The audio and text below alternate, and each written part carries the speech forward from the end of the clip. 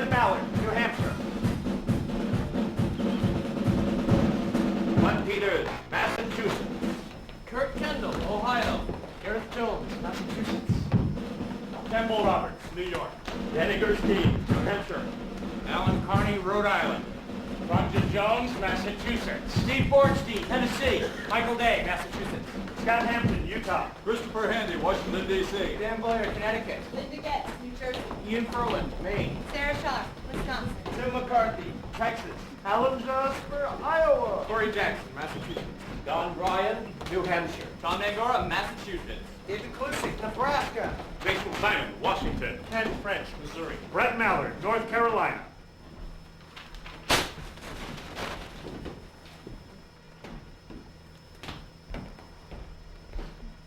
I have come to the conclusion that one useless man is called a disgrace. That two are called a law firm. And that three or more become a Congress. By God, I have had this Congress. For 10 years, King George and his parliament have gulled, tullied, and diddled these colonies with their illegal taxes. Stamp Act, Townsend Act, Sugar Act, Tea Act. And when we dared to stand up like men, they blockaded our ports, seized our ships, halted our trade, burned our town, and spilled our blood. And still this Congress refuses to grant any of my motions on independence, even so much as the courtesy of open debate. Good God, what in hell are they waiting for? Sit down, John! Sit down, John! For God's sake, John! Sit down! Sit down, John! Sit down, John! For God's sake, John! Sit down! Why don't you open up a window? It's 90 degrees. Have mercy, John, please. It's hot as hell in Philadelphia. Open up a window. I say vote yes. Vote yes.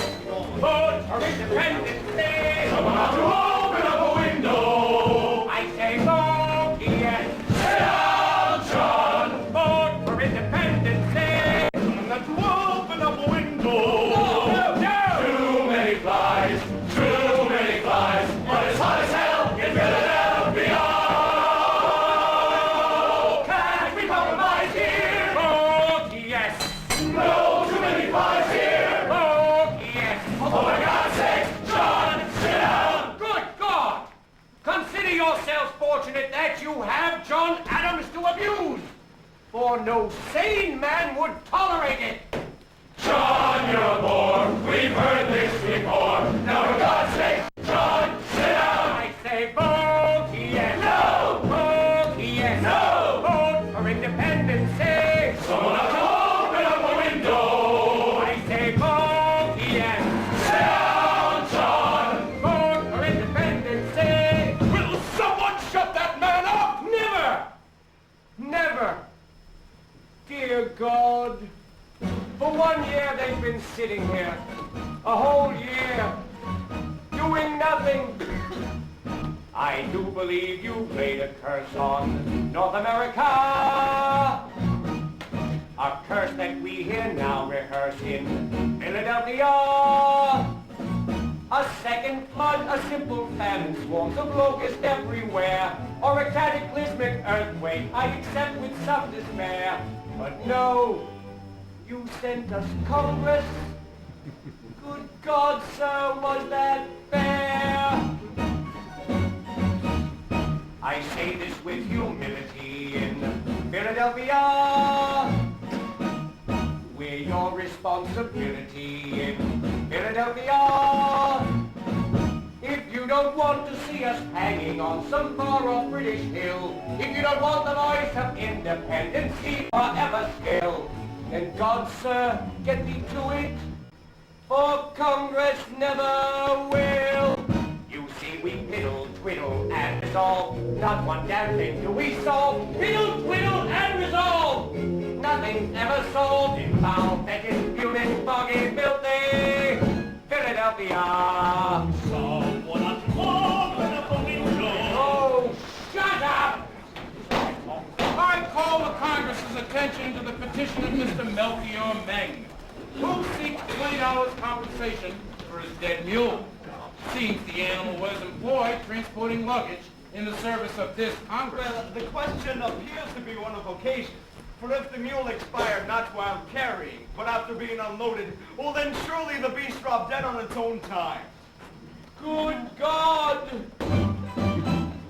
They based it here for years and years in Philadelphia. These indecisive grenadiers of Philadelphia. They can't agree on what is right and wrong and what is good or bad.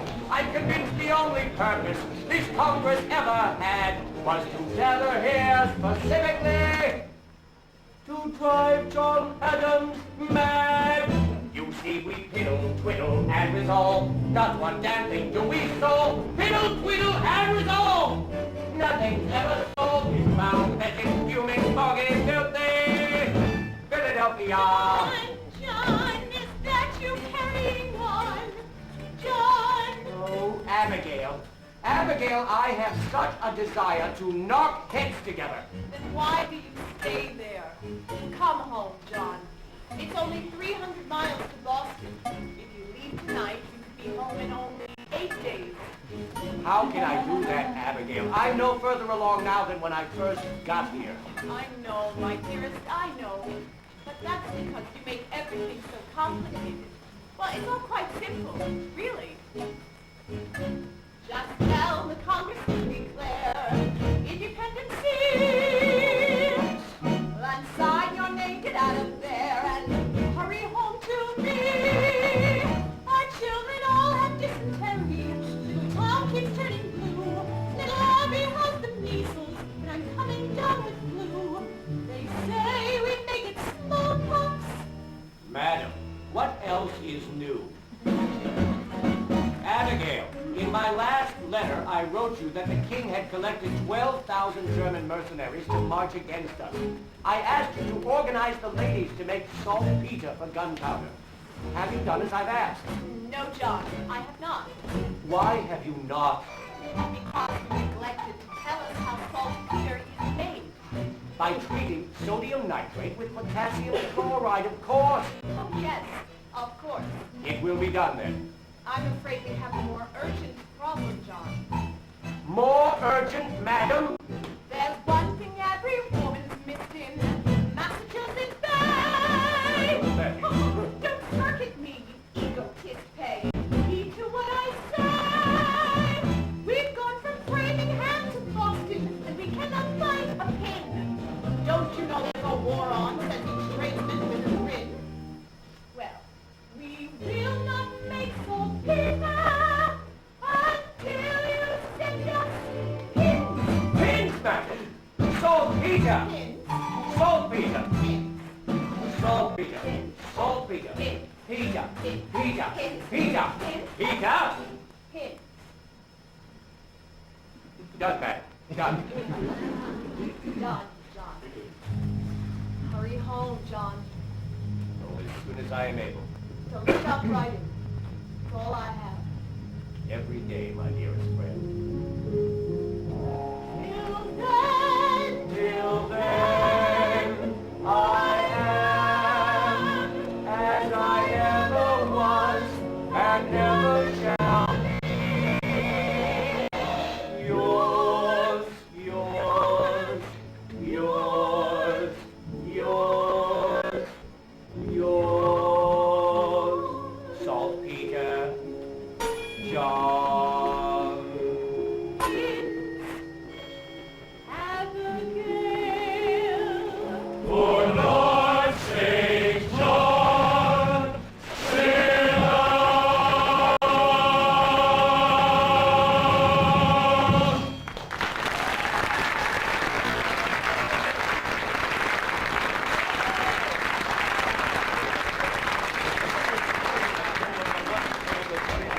Franklin!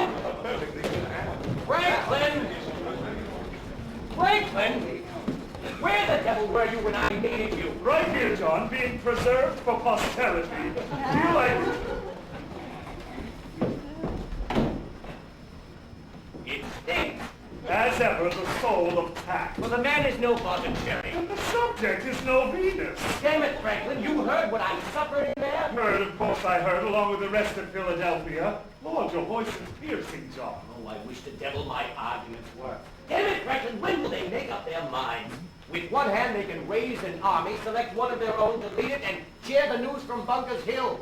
And with the other, they wave the olive branch, begging the king for a happy and permanent reconciliation.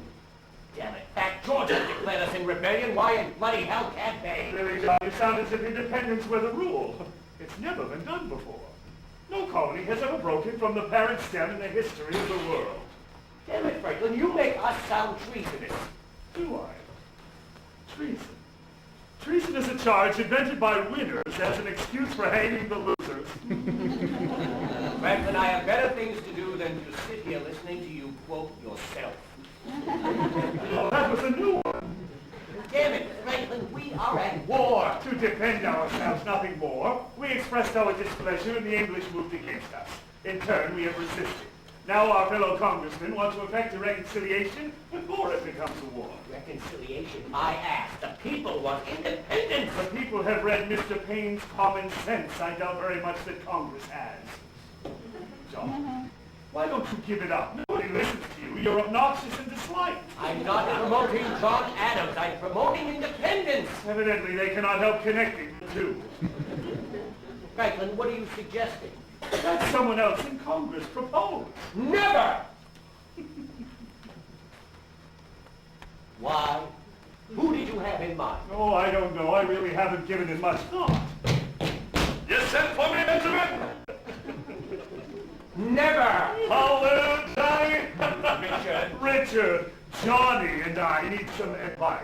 If it's mine to give, it's yours. You know that. Well, thank you, Richard. As you know, the cause that we support has come to a complete standstill. Why do you suppose that is? Simple. Johnny is obnoxious and disliked. Yes, that's true. What's the solution, I wonder? Get someone else in Congress to propose. Richard, that's brilliant! Wasn't that brilliant, John? Brilliant. Well, the question remains, though, who can it be? Why, the man we need must belong to a delegation publicly committed to independence.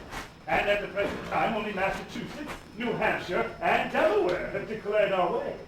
And Virginia, Benty. Don't forget about Virginia. Oh, I haven't, Richard, but how could I? I mean, but strictly speaking, while Virginia's views on independence are well known, your legislature in Williamsburg has never formally authorized its delegation here in Congress to support the cause. Now, if we could find a Virginian with enough influence to go down and persuade the House of Burgesses... Well, damn you, I haven't thought so. Who? Me! Oh, now why didn't I do that? I'll leave now. Why, hell, I'll leave right now if you like. I'll stop off at Stratford just long enough to press the missus. And then straight to the land. Virginia. The land that gave us our glorious commander-in-chief. George Washington. Well, now get the country. It's proposal and independence. And when Virginia proposed, the South is back to follow. And where the South goes, the middle colonies go. Gentlemen, to Virginia, the mother of American independence. Ha! Incredible. We're free. And he hasn't even left yet. What makes you so sure that you can do it? Ha!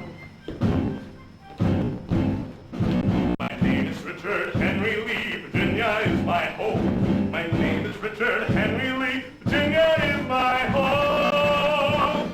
May my horses turn to glue if I can live to you resolution. Independency. For I am FFB, the first family in the sovereign colony of Virginia. It's the FFB, the oldest family and the oldest colony in America. And may the British burn my life if I can't look to your hand a resolution on independency. Yes, it's eerily, socially, politically, financially, naturally, internally, externally, fraternally,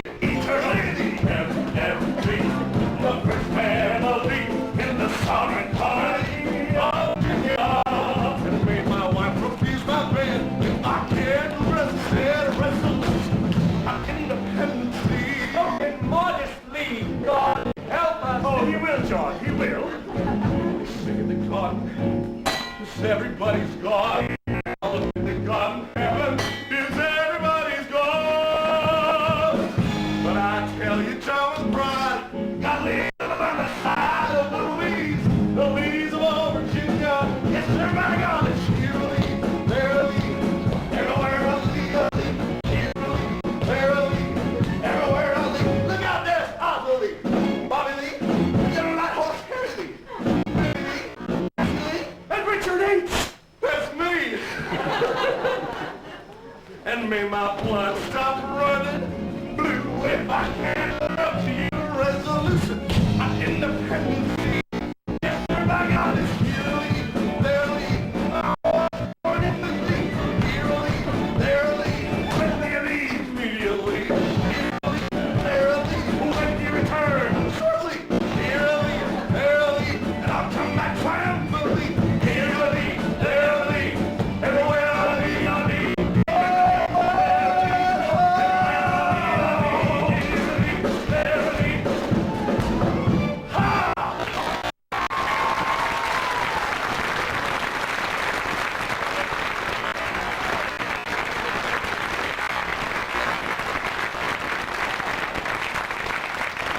Franklin, that was the most revolting display I've ever witnessed. Well, they're a warm-blooded people, Virginians. Not him, Franklin, you!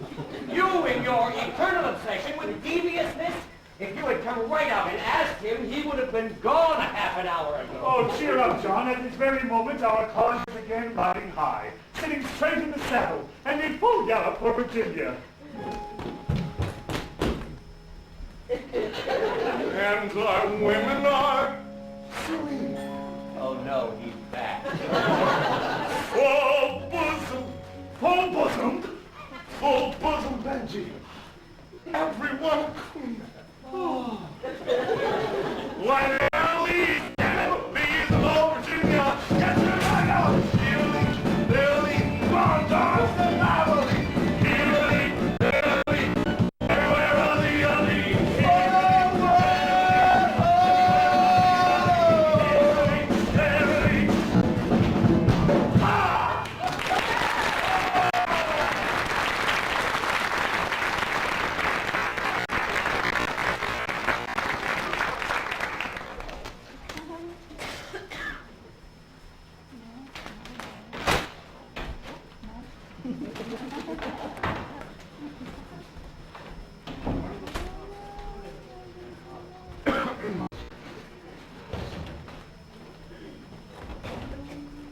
Yes? I'm Dr. Lyman Hall, new delegate from Georgia. I'm Andrew McNair, congressional custodian. If you be needing anything, just call her McNair! If you hear anybody else do, it won't be too long to wait. Where does the Georgia delegation belong? Oh, they mill about over in that corner there near the two Carolinas. It's after 10. I was told Congress convenes at 10. Oh, they'll be wandering in any time now with old Raping Guts leading the path. Oh, good. McNair! Raping Guts. Let's see him around. Mr. Hopkins, you'll be pleased to meet Dr. Lyman. I don't need a doctor, damn it. New delegate from Georgia. Why didn't you say so? I'm Stephen Hull Hopkins, old delegate from Oh, getting there takes 2 months ago. I fear it's a little early in the day, so... Nonsense, man. It's a medicinal fact that rum gets a man's heart started in the morning. I'm surprised you didn't learn that. Now, speaking as the oldest man... Ben Franklin's older by almost a year. Wrong! Tell me, Doctor, where does Georgia stand on the question of independence? With South Carolina, of course. Good morning, Nellie. I want you to take the hand of Dr. Lyman Hall from Georgia. This here is Edward Rutledge from whichever of the Carolinas he says he's from. I can never keep them straight. Pleasure, Dr. Hall. Your servant, Mr. Rutledge. Now you've met the long and short of it. Edward here at 26 is the youngest. Except for Ben Franklin. McNair, you're wrong. Ready, go for it, man's a bloody maker. Where does Georgia stand on independence at the present time, Dr. Hall? I am here without conviction, able to vote my own personal convictions. And they are? Dr. Hall, the Deep South speaks with one voice. It is traditional. Even more, it is historical. Enter Delaware. Big player, Rollins, you know I can't follow none of your damn French. That, Colonel McCabe, a tribute to the eternal peace and harmony of the Delaware delegation. What are you saying, man? You know perfectly well that neither Rodney nor I can stand. Gentlemen, this is Dr. Lyman Hall of Georgia. Caesar Rodney, George Reed, and Colonel Thomas McKean. Where do you stand on independence, sir? With South Carolina, it seems. I leave the doctor in your excellent company, gentlemen. Tell me, sir, would you be a doctor of medicine or theology? Oh, Mr. Rodney. But which one can be accepted? By all means, the physician first. Then we shall see about the other. I'll call it all convenient, sir. I trust, Caesar, when you're through converting the poor fellow to independency, that you'll give the opposition a fair crack at it. You're too late, John. Once I get on their guard. Dr. Lyman Hall of Georgia, Mr. John Dickinson of Pennsylvania. An honor, sir. Your servant. Tell me, Doctor, where do you stand on the question of Independence? treason? I've no stomach for it, sir. Then be careful not to dine with John Adams. Between the fish and the souffle, you'll find yourself hanging from an English rope. Judge Wilson. Forgive me, but how can anyone expect to see you when you insist upon standing in Mr. Dickinson's shadow? James Wilson, also of Pennsylvania. Sir, an honor, sir. Will you please get out of my way? Good morning, all. Good morning.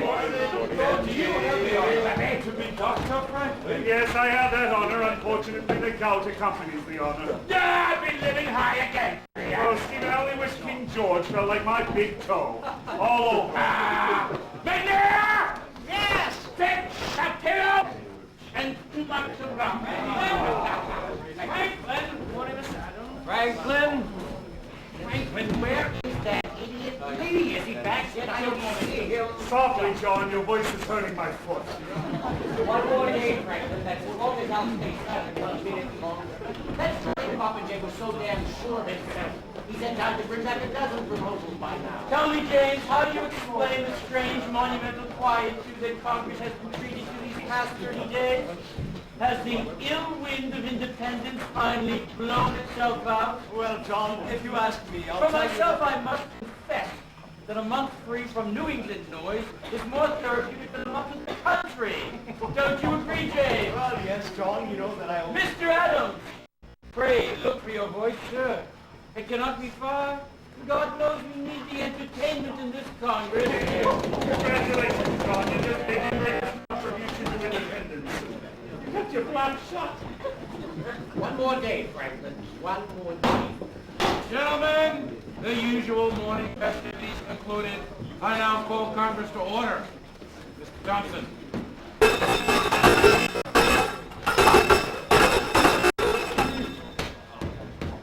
The Second Continental Congress meeting in the city of Philadelphia, 7th of June, 1776, is now in session. Sweet Jesus! The 380th meeting. The Honorable John Hancock, the Massachusetts Bay President. A good shot. Thank you, Mr. Thompson. Mr. McNair, the stores of alcohol and other rum spirits are hereby closed to the colony of Rhode Island for a period of 3 days. Now, Mr. Hopkins, you've abused the privilege. And the chair would like to take this opportunity to welcome Dr. Lyman Hall of Georgia. And hope he makes the best of it. Good Lord, is it hot in here? Mr. Secretary, please read the roll. All members present with the following exceptions. Mr. Richard Henry Lee of Virginia and the entire delegation of New Jersey. Well, I am concerned about the continued absence of 1/13 of this Congress. Where is New Jersey? Somewhere between New York and Pennsylvania. Thank you very much, Mr. Dickinson. Dr. Franklin, have you heard anything? Your son resides there. Son, sir, what son? The Royal Governor of New Jersey. And that title might suggest we are not in touch at the present time. Very well. The weather report, Mr. Jefferson of Virginia. Mr. Jefferson. Mr. Jefferson! Present, sir. May we hear about the weather as if it weren't speaking for itself? Yes, sir. 87 degrees of temperature, 30.06 degrees of mercury, wind from the southwest for the rest of the day. And Tonight I'm leaving for home. Ah, on business, sir. Yes, family business. Give her a good one for me, young fella.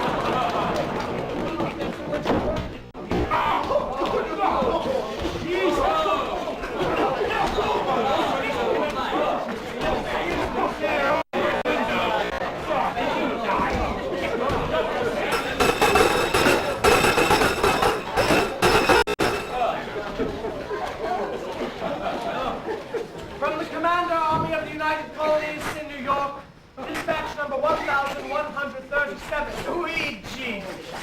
The Honorable Congress, John Hancock, President, dear sir.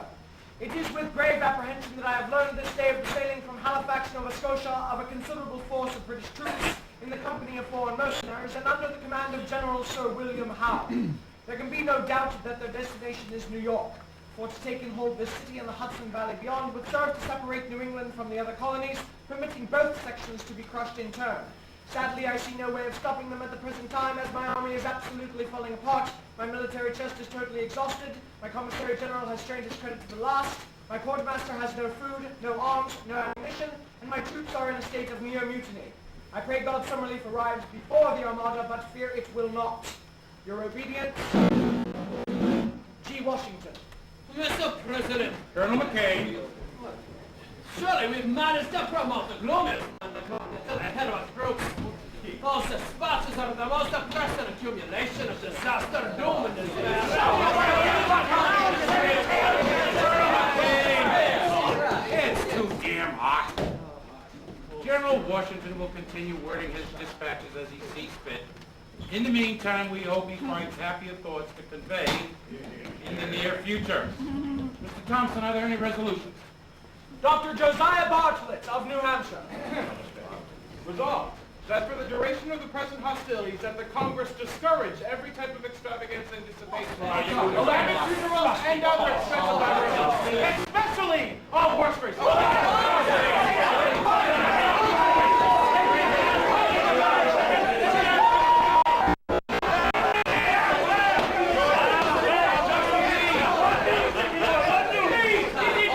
First things first, Tom, we're done. Tom, your little wife wants to know. What? When's he coming home? Never mind that, please. Is it done? Done? Why, certainly. Mr. President, I return from Virginia with the following resolution. Resolved that these United Colonies are, and of a right ought to be, free and independent states, that they are absolved from all allegiance to the British Crown, and that all political connection between them and the state of Great Britain is, and ought to be, totally dissolved. Mr. President, I second that motion. The resolution has been proposed and seconded. The chair will now entertain debate. Mr. President, Pennsylvania moves as always that the question of independence be postponed indefinitely. Yes, I second the motion. Judge Wilson, in your eagerness to be loved, you seem to have forgotten. Pennsylvania can't second its own motion. Delaware, second. Thank you, sir. It's been moved and seconded. The secretary will please the roll. On the motion to postpone indefinitely the resolution on independence or proceed with debate, all those in favor of debate signify by saying yea. All those opposed signify by saying nay. New Hampshire. New Hampshire favors debate and says yay. New Hampshire says yea. Massachusetts. Having borne the brunt of the king's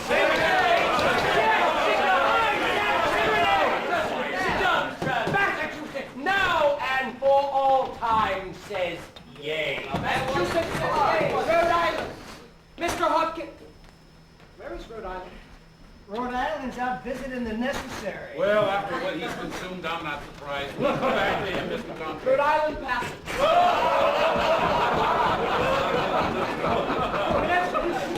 While Connecticut has till now been against this proposal, our legislature has instructed me that in the event it is introduced by any colony outside of New England, Connecticut could not any longer withhold its support. Connecticut says yay. New York. Mr. Secretary, New York abstains. New York abstain. Yes, sir. New Jersey. Absent. Yes, New Jersey's absent. My apologies. Pennsylvania. Pennsylvania for the 24th time says nay. Pennsylvania says nay. Delaware. Delaware, as ever for independence, says yea. Delaware says yea. Maryland. Maryland would welcome independence if it were given, but it's highly skeptical whether it can be taken. Maryland says nay. Maryland says nay. Virginia. Virginia, the first colony, says yea. Virginia says yea. North Carolina. And North Carolina respectfully yields to South Carolina. South Carolina. Mr. President, although we in South Carolina have never seriously considered the question of independence, when a gentleman proposes it, attention must be paid. However, we in the Deep South, unlike our friends from New England, have no cause for impatience at the present time.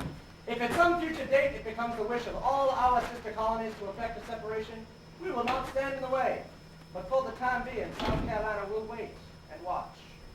The vote is nay. South Carolina says nay. North Carolina says nay. Yes, Mr. Hughes, I know. Georgia. Georgia.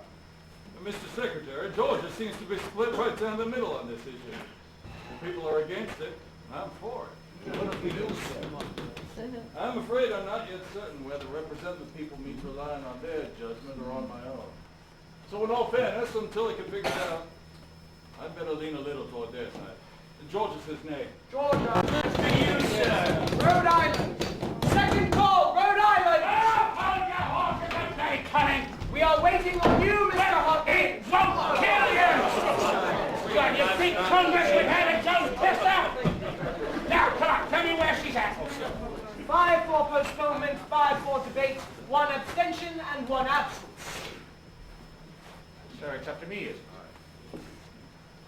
Well, let me tell you, in all my years, I have never heard or seen or smelled an issue that was so dangerous that it couldn't be talked about. Hell, I'll debate anything. Rhode Island says yes. Claire, get Mr. Hawkins the rope. Get him the whole damn barrel. The chair now declares this Congress a committee of the whole for the purpose of debating Virginia's resolution on Chair recognized by Mr. Dickinson of Pennsylvania. Well, now, you've got your way at last, Mr. Adams. The matter may now be discussed. I confess I'm almost relieved. There's a question I've been fairly itching to ask you. Why? Why what, Mr. Dickens? Why independence, Mr. Adams? For the simple fact that our continued association with Great Britain has grown intolerable. To whom, Mr. Adams? To you? Then I suggest you sever your ties immediately. But please be kind enough to leave the rest of us where we are. Yes, Personally, I have no objections at all to being part of the greatest empire on earth, to enjoying its protection and sharing its benefits. benefits? What benefits? Crippling taxes, cruel repressions, abolished rights. Is that all England means to you, sir? Is that all the affection and pride you can muster for the nation that bore you? For the noblest, most civilized nation on the face of this planet? Would you have us forsake Hastings and Magna Carta, Strongbow and Lion-Hearted, Drake and Marlborough, Tudors, Stuarts and Plantagenets? And for what, sir? Tell me, for what? For you? Some men are patriots, like General Washington, and some are anarchists, like Mr. Paine. Some even are internationalists, like Dr. Franklin. But you, sir, you are merely an agitator, disturbing the peace, creating disorder, endangering the public welfare. And for what? Your petty little personal complaints. Your taxes are too high. Well, sir, so are mine. Come, Mr. Adams. You have grievances, and I'm sure you have. Our present system must provide a gentler means of redressing them. Short of revolution! That's what he wants!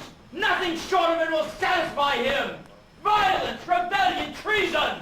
Now, Mr. Adams, are these the acts of Englishmen? No! Not Englishmen, Dickinson! American! No, sir! Englishmen! Really, Mr. Dickinson, once you start banging, how is a man to sleep? Forgive me, Dr. Franklin, but must you start speaking? How is a man to stay awake? We'll promise to be quiet, sir. I'm sure everyone prefers that you remain asleep. If I'm to hear myself called an Englishman, I assure you I'd much rather I'd remained asleep. What's so terrible about being called an Englishman? The English don't seem to mind. Nor would I were I given the full rights of an Englishman. But to call me one without those rights is like calling an ox a bull. He's grateful for the honor, but he'd much rather have restored what's rightfully his.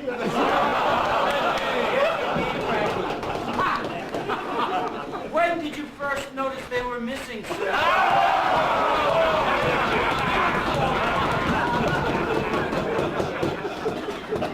Fortunately, Dr. Franklin, the people of these colonies maintain a higher regard for their mother country. Higher certainly than she feels for them. Never before was such a valuable possession so recklessly and stupidly managed than this entire continent by the British Crown. Our industry discouraged, our resources pillaged, and worse yet, our very character stifled. We've spawned a new race, rougher, simpler, more violent, more enterprising, and less refined. We're a new nationality, Mr. Dickinson. We require a new nation. That may be your opinion, Dr. Franklin, but as I said, the people feel quite differently. What do you know about the people, Dickinson? You don't represent the people. You speak only for yourself. And that precious status quo that you keep imploring the people to preserve for their own good is nothing more than the eternal preservation of your own property. Mr. Adams, you have an annoying talent for making such delightful words as property sound quite distasteful. In heaven's name, what's wrong with property?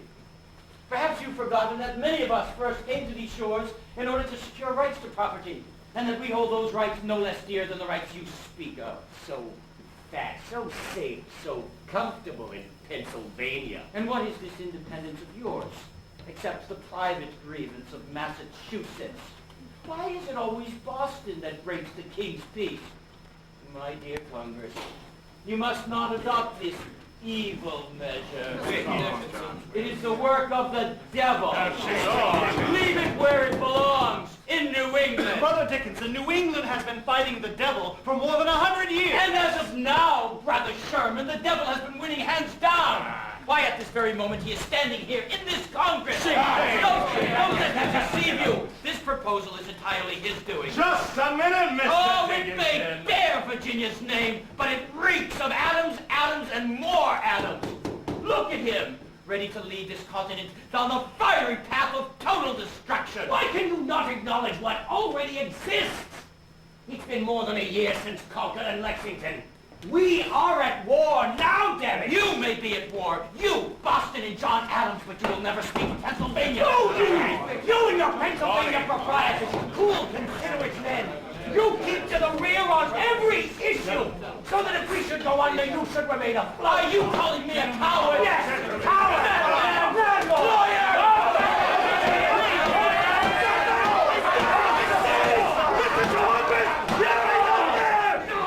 No, Mr. Rodney, the enemy is in here. No, he's up there!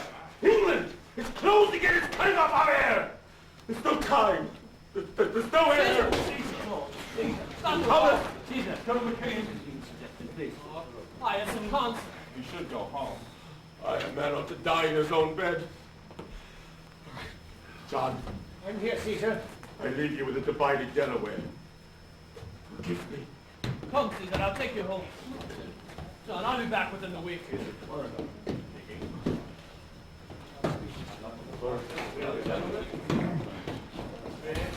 Thank you, sir. How's the family? Refreshed.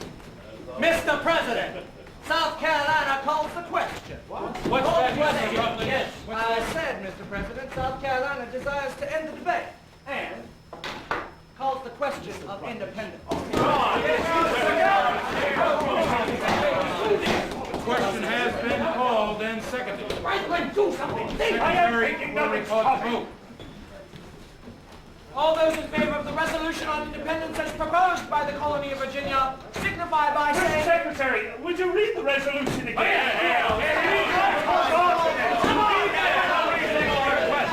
Resolved that these united colonies are and are... I beg your pardon.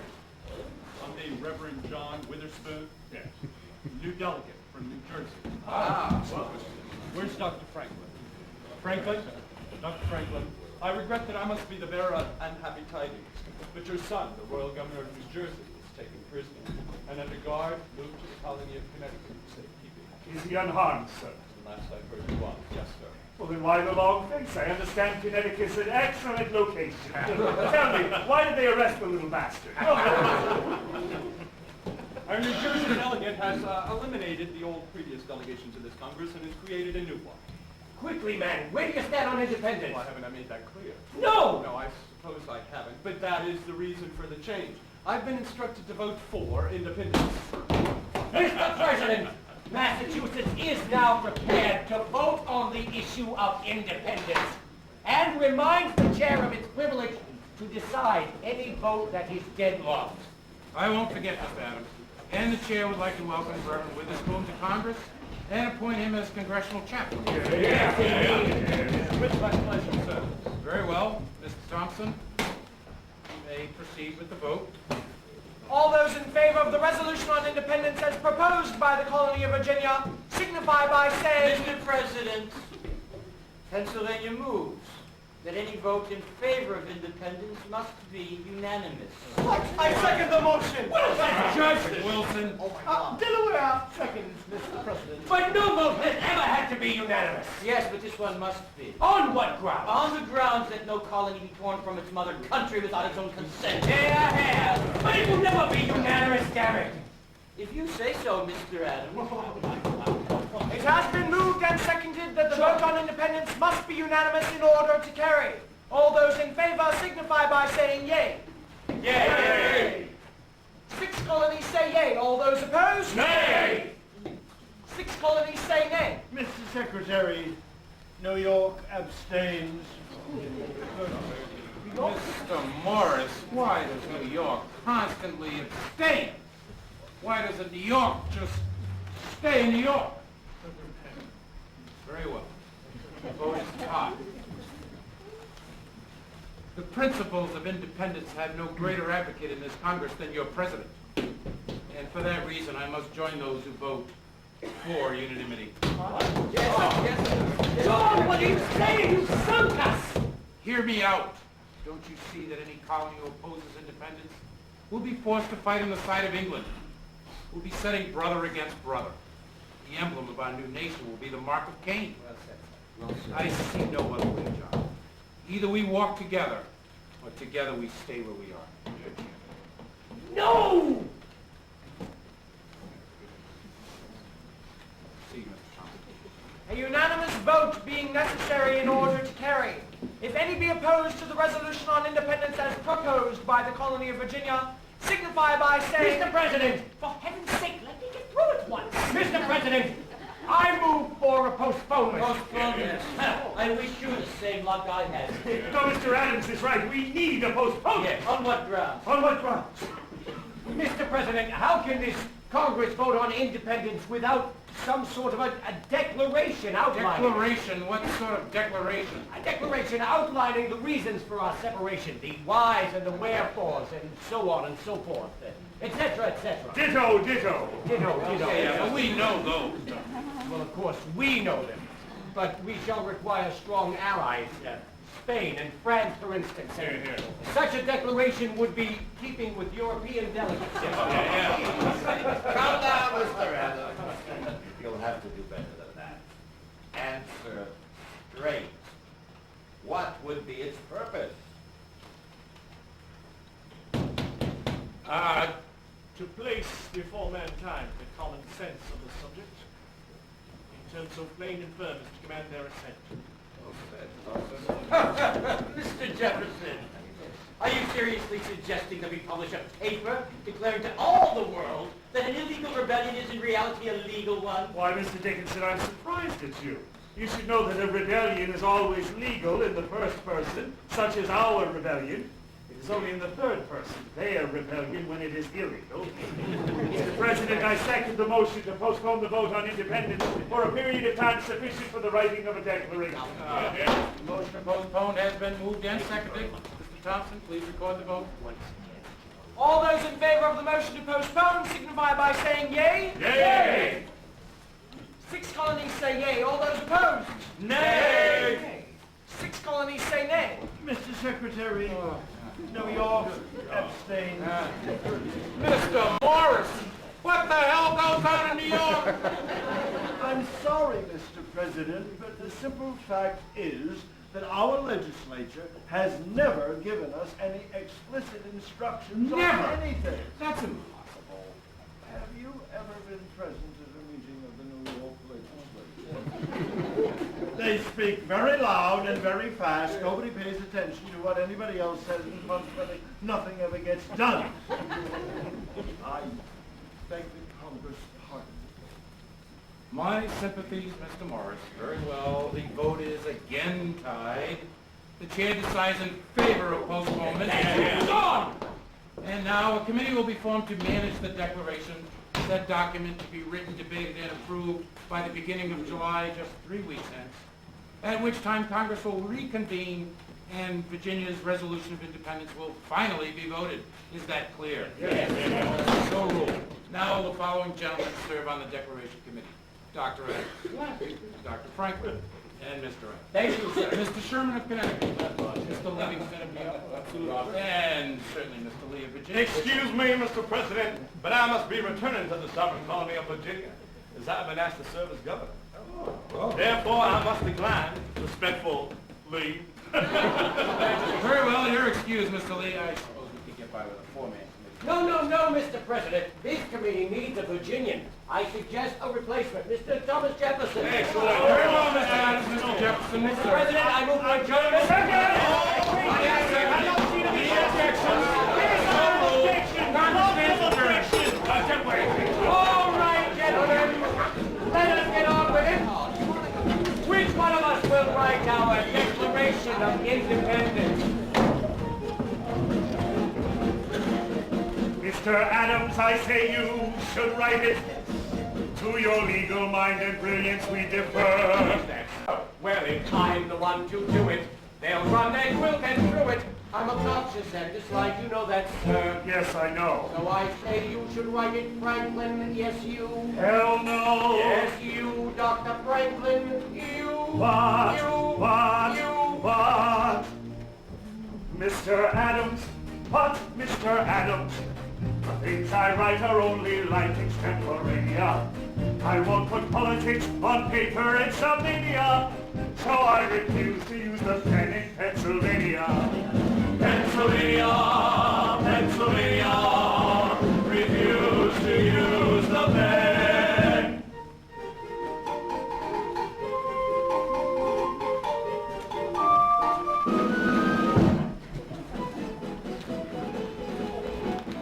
Mr. Sherman, maybe you should write it. You are never controversial, as it were. That is true. Whereas if I'm the one to do it, they'll run their quill pen through it. I'm obnoxious and disliked, you know that, sir. Yes, I do. So I say you should write it, Roger. Yes, you. Good heavens, no. Yes, you, Roger Sherman. You. But, You. Mr. Adams, but Mr. Adams, I cannot write with any style of proper etiquette. I don't know a preposition from a predicate. I am just a simple cobbler from Connecticut. Connecticut, Connecticut, a simple cobbler he.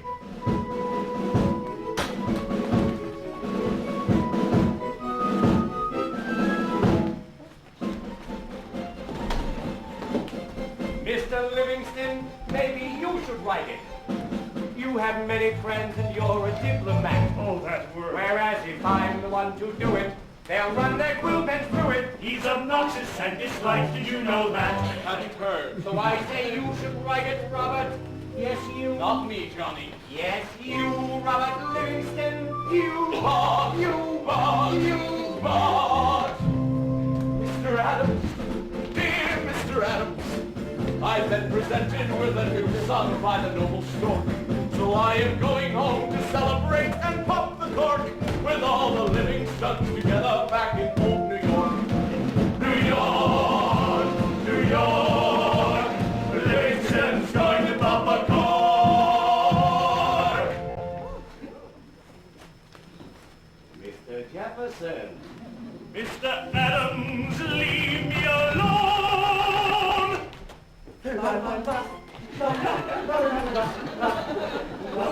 Mr. Jefferson. I beg you, Mr. Adams, I have not smelled a life these last 6 months. And we do solemnly declare that we shall preserve our liberties, being of one mind and resolved to die free men rather than live as slaves. Thomas Jefferson, on the necessity of taking up arms, 1775. Magnificent. You write 10 times better than any man in Congress, including me. For a man of only 33, you have a happy talent in composition and a remarkable felicity of expression. Now then, sir, will you be a patriot or a lover? A lover. No! But I'm burned to me. So do I, Mr. J. You? You do? Mr. Jefferson, dear Mr. Jefferson, I'm only 41, I still have my virility. And I can throw Cupid's bow with great agility. But life is more than sexual combustibility. Combustibility, combustibility. Quiet!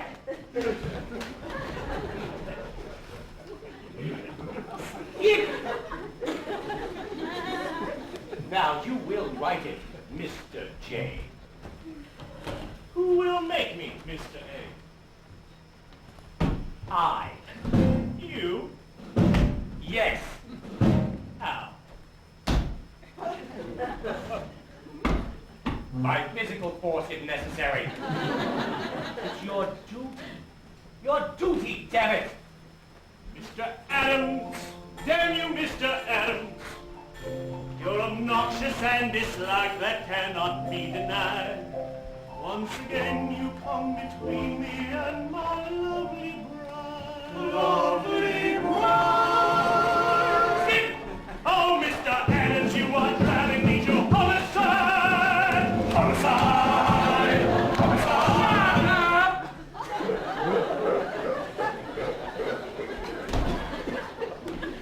Mr. Jefferson, the decision is yours.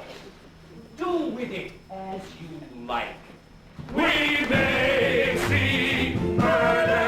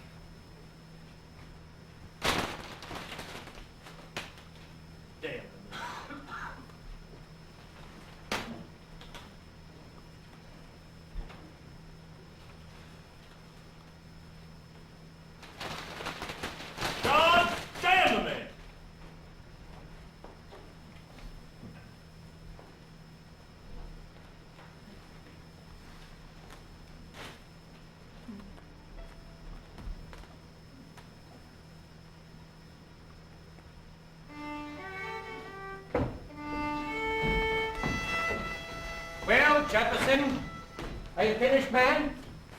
You got a whole week. Can I see it?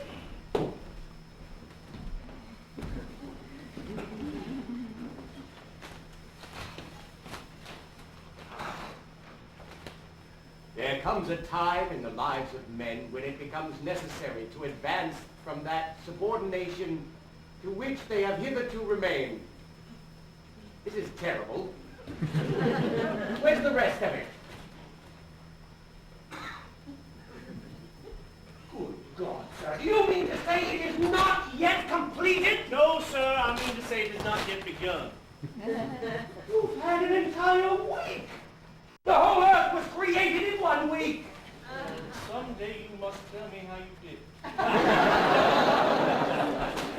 Look at him standing there, Virginia's most famous lover. Virginia, abstain. Jefferson, cheer up. Everything will work out. Now please get back to work. Franklin, will you tell him to get back to work? Oh, Franklin, wake up. Wake up, Franklin. You, hello. Whose little girl are you?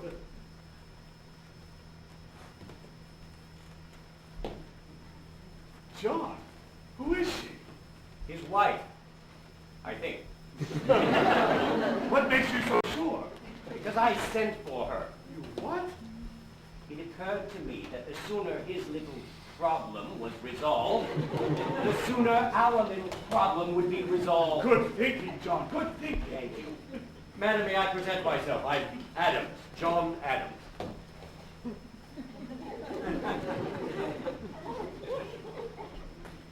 And Dr. Franklin, the inventor of the stove.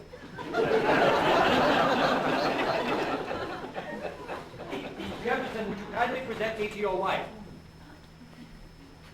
She is your wife, isn't she? Well, of course she is. Look how they fit. Come along, John. Come along? But Franklin, there's work to be done. Obviously. What? You don't mean they're going to... In the middle of the afternoon? Not everyone's from Boston, John.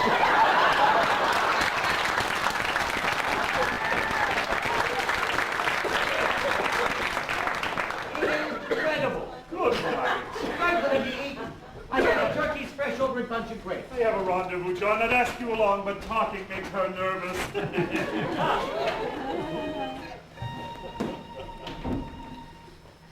Oh, Abigail. Abigail, I'm very lonely. Are you, John? And as long as you were sending for wives, why didn't you send for your own? Come to Philadelphia, Abigail. Do come. Thank you, John. I do want to, but it's not possible now. The children have the measles. Yes.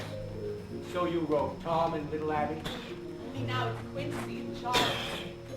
And it appears the farm here in Braintree is failing, John. The chickens and the geese have all died, and the apples never survived the late frost. How do you suppose she managed to get away? The winters are softer in Virginia. And their women, John? Fit for Virginians, madam, but pale, puny things beside New England girls. John, I thank you for that. How goes it with you, Abigail? Not well, John. Not at all well. I live like a nun in a cloister, solitary, celibate. I hate it. And you, John? I lived like a monk in an abbey. Ditto, ditto, I hate it. Write to me with sentimental effusion. Let me revel in romantic illusion. Do you still smell of vanilla and spring air? And is my favorite lover's pillow still firm and fair? What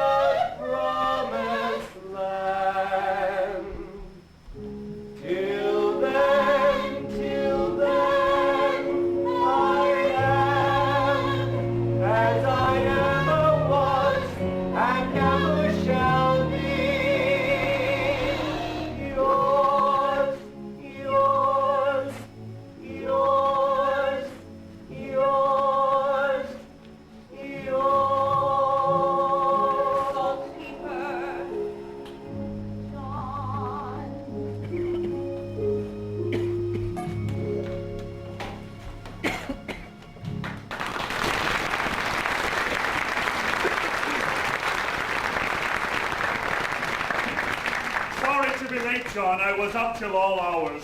Have you been here long? No, not long. What are you doing out here? I thought you'd be inside cracking the whip. The shutters are still closed. Oh, so they are.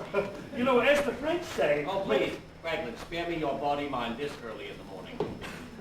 Dare we call? A congressman dares anything. Go ahead. Me? Your voice is more piercing.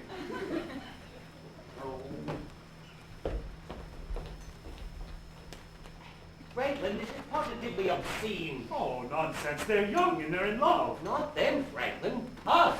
Standing out here waiting for them to... What will the people think? Oh, don't worry, John. The history books will clean it up. It doesn't make any difference, Franklin. I won't be in the history books, only you. Dr. Franklin did this, and Franklin did that, and Franklin did some other damn thing. Franklin smote the ground and up sprang George Washington.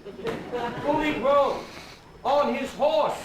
And then Franklin electrified him with his magic lightning rod, and the three of them, Franklin, Washington, and the horse, rode off and they conducted the damn revolution all by themselves. I like it. Franklin, go fly a kite.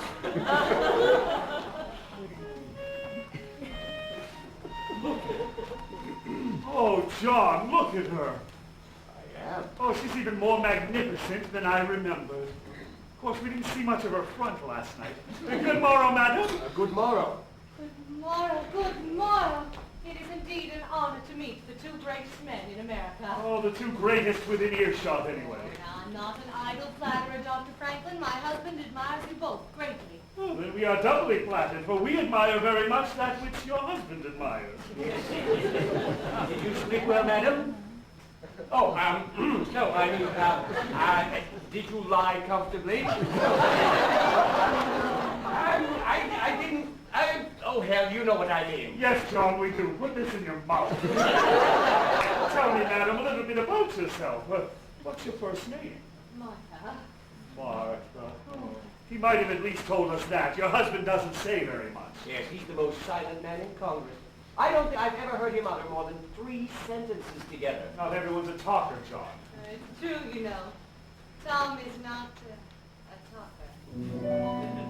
Oh, he never speaks his passions. He never speaks his views.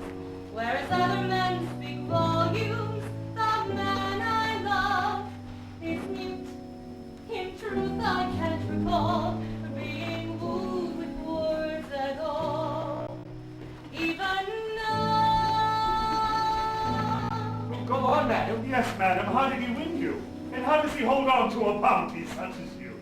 Surely you realize that Tom is a man of many accomplishments.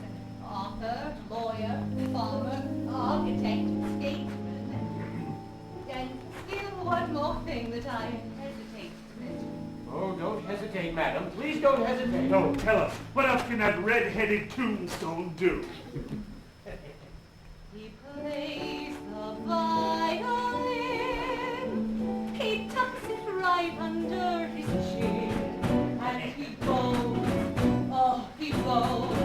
For he knows, yes, he knows, that it's high, high, high, diddle, diddle, breaks my heart. Tommy, his fiddle, my strings are unstrung. High, high, high, high,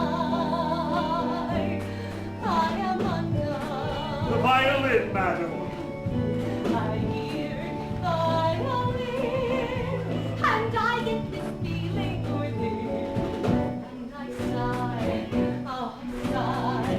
He draws near, very near, and it's high, high, high, diddle, diddle, and goodbye to the fiddle. My strings are unstrung. High, high, high, high. I'm always undone. That settles it, John. We're taking up the violin. Oh, all right, madam. You have us playing the violin. Now what happens next? Next, Mr. Adams. Yeah. Oh. Yes, what do you and Tom do next? Why, just what you'd expect, of course. We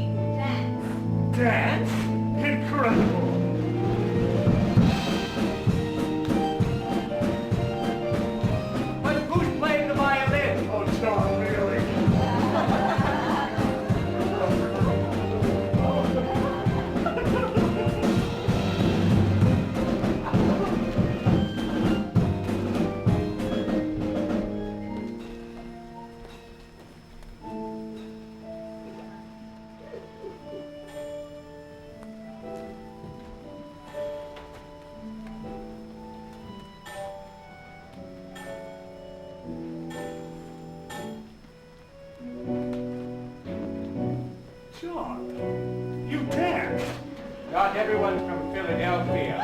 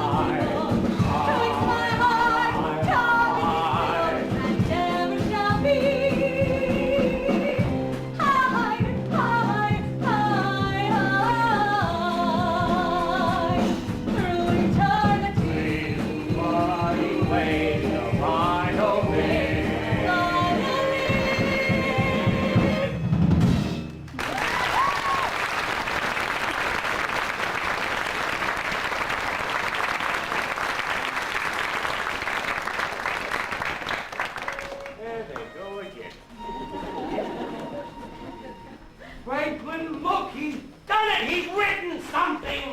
Huh.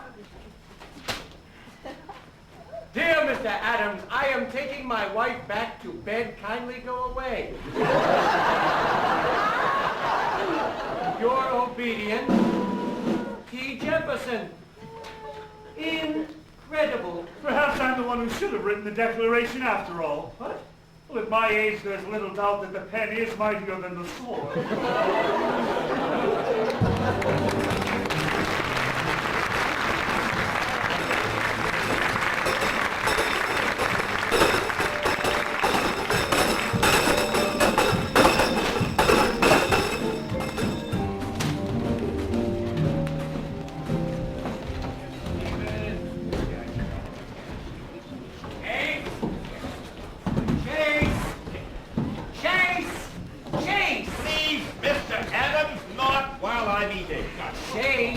This Congress is waiting on you. America's waiting on you. The whole world is waiting on you. Will you leave me alone, Mr. Adams? You know, if I thought for a moment that we could actually win this war right here in the front of your ranks, surely you must know it's impossible. You've heard General Washington's dispatches. His army has fallen apart. The general is only exaggerating in order to spur this torpid Congress into action. Why, as chairman of the War Committee, I can tell you for a fact our army has never been in better shape. Never have our troops been more resolute. Never has training been more spirited. Never in the world.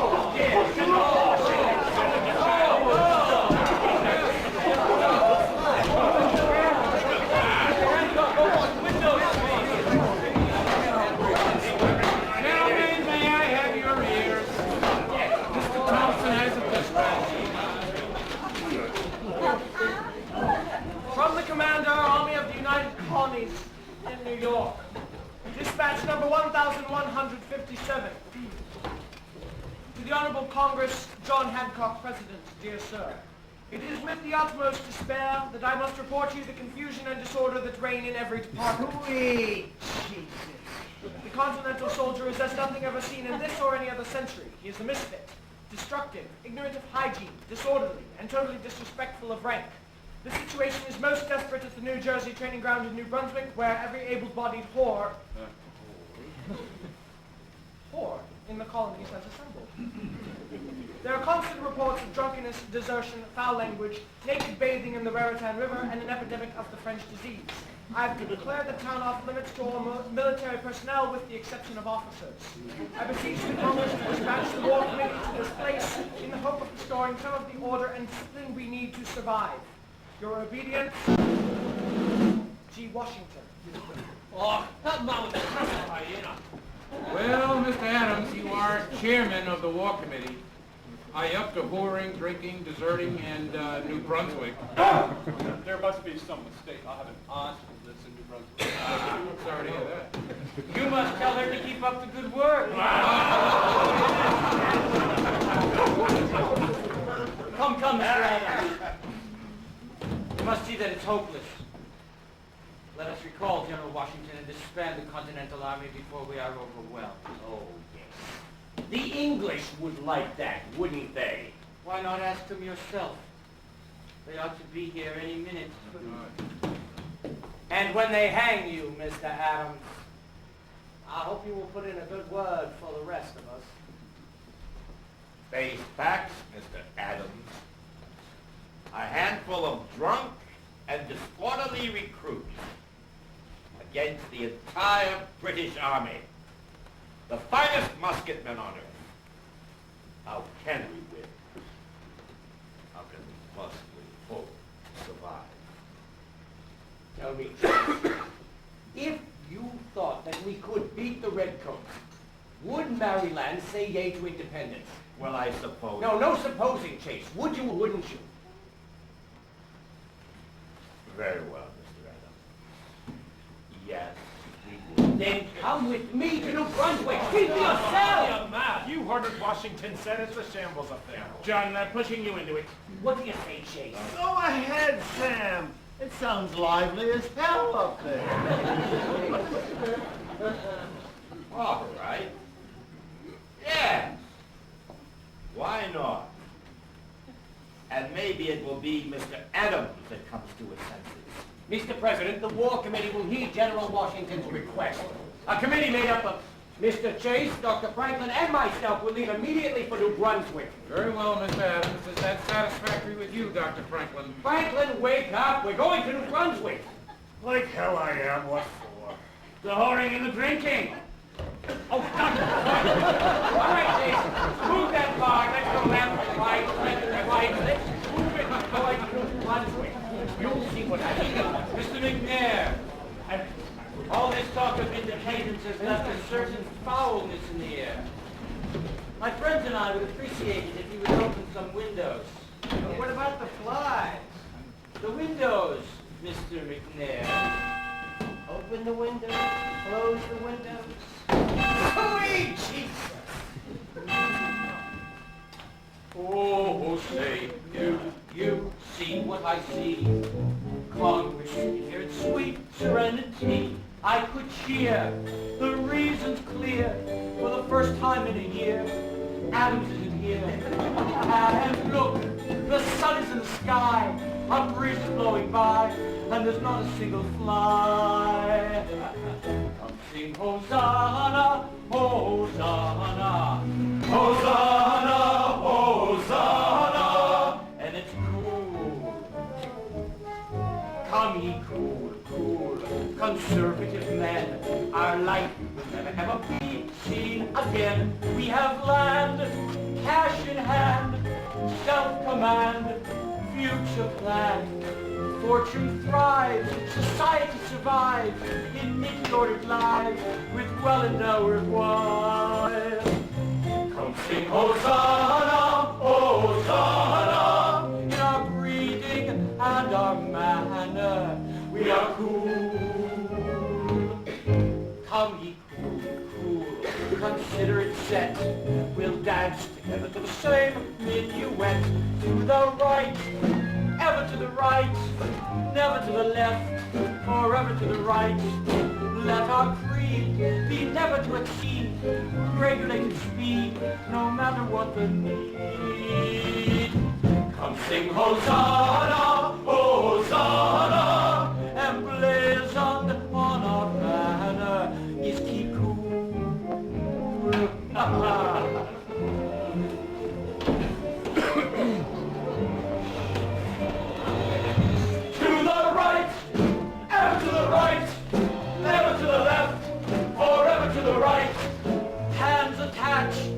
Tightly latch, everybody match, I have a new dispatch. From the Commander, Army of the United Colonies in New York, dispatch number 1158. To the Honorable Congress, John Hancock, President.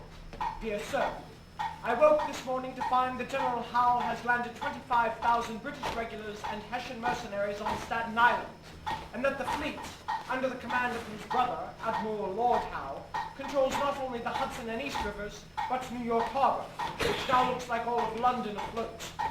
I can no longer in good conscience withhold from the Congress my certainty that the British military object at this time is Philadelphia. Oh, how I wish I had never seen the Continental Army. I would have done better to retire to the back country and live in a wigwam. Your obedience, G. Washington. What we do rationally. We never ever go off half-cocked, not we. Why begin till we know that we can win? And if we cannot win, why bother to begin? We say this game's not of our choosing.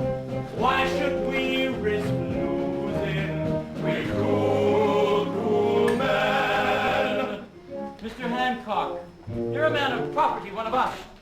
Why not join us in our minuet? Why do you persist in dancing with John Adams? Good Lord, sir, you don't even like him. That is true.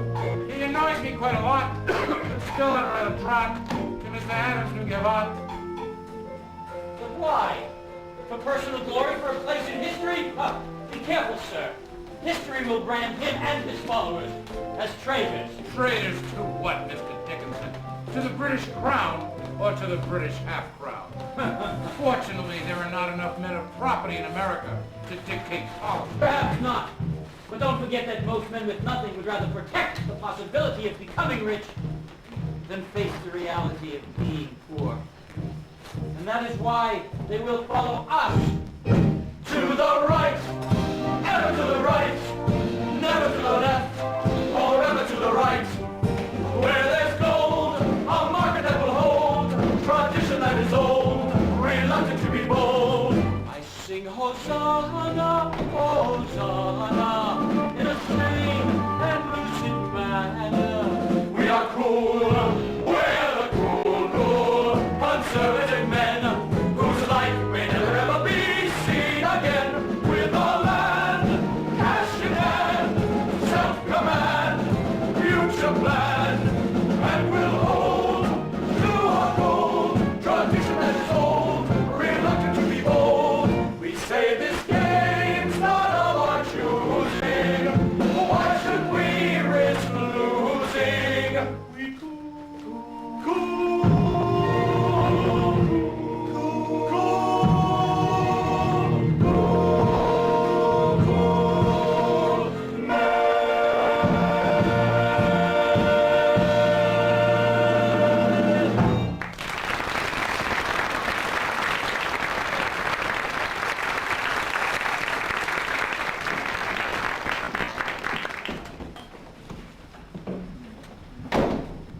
Sweet Jesus. I'd like to try and borrow $1 off of one of them. The rum, General? General, Lord, I ain't even a corporal. Well, what's the army know? Sit down, gentlemen. Chair Wolves, it's too damn hot to work. What's it like out there, General? Probably no more than me. Sitting in here? Oh, sweet Jesus. This is the last place to find out what's going on. I'll aim me to join up. What are you talking about? You don't have to join up. You're in the Congress. What's that got to do with it? You don't see them rushing off to get killed, do you? But they're sure great ones for sending others, I can tell you that. Who sits here? Caesar Rodney of Delaware. Where you from, General? Watertown, Where's that? Massachusetts. Well, then, you belong down there. But be careful. Something about that chair makes a man awful noisy. You seen me fighting? I sure did. I seen my two best friends get shot dead right on the very same day. And on the village green it was too. And when they didn't come home for supper, their moms went down here looking for them. Miss Lowell, she found Timothy right off. Well, Miss Pickett, she looked at me half the night as he'd gone and crawl off the green before he died. Mama, hey mama, come looking for me. I'm here in the meadow by the Repertory. Mama, hey mama, look sharp, here I be. Hey, hey, mama, look sharp.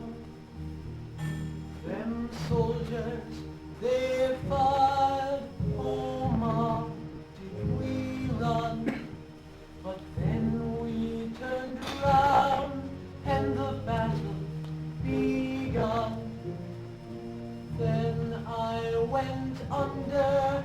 Oh, Ma, am I done? Hey, hey, Mama, look sharp. My eyes are wide open, my face to the sky. Is that you I'm hearing in the tall grass nearby? Mama, come find me before I do die.